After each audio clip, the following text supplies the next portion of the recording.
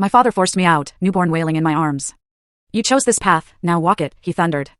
Can you imagine being 18, cradling your newborn baby, only to have your own parents throw you out onto the street in the freezing cold? But here's the kicker, 3 years later, those same parents showed up on my doorstep, utterly broken and desperate, begging for my help with a secret they'd buried, a secret that changed absolutely everything. My name is Haley, and the night my world collapsed started with my father's hands trembling, not from age, but from a pure, vibrating rage. My mom stood silently behind him, her quietness louder than any scream. I just held my 3-day-old son against my chest, feeling his tiny heart flutter like a trapped bird. Get out, my father growled, his voice so low I almost missed it over the baby's whimpers. Get out of my house.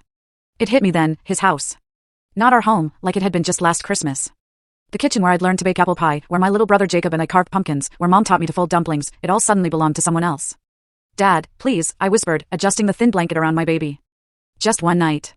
I'll figure something out tomorrow. You should have thought about that before, he sneered, his chair scraping violently as he stood. I instinctively backed away, my hip hitting the counter. Before you spread your legs for that boy, before you brought shame into this house, before you decided to keep it. The word hung in the air, a poisonous accusation. My son stirred, his perfect little fingers curling and uncurling against me.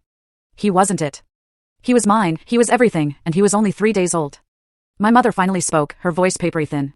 Richard, maybe we should. No! He cut her off with a sharp slash of his hand. We gave her choices. We offered to send her away until it was over. We told her about adoption. She made her choice. Now she lives with it. His eyes, the same hazel as mine, looked at me like I was a stranger, something diseased.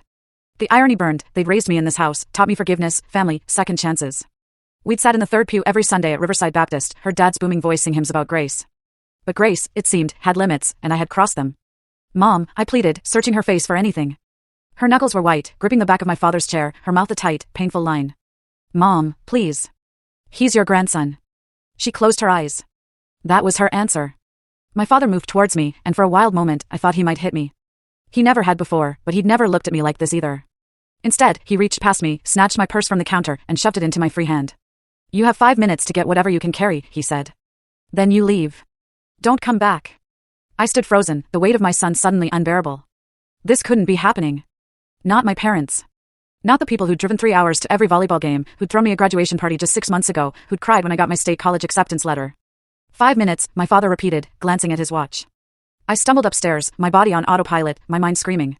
My room, still covered in prom photos and my college acceptance letter, the mobile mom helped me hang over the secondhand and then watch the full story link is attached below and then watch the full story link is attached below.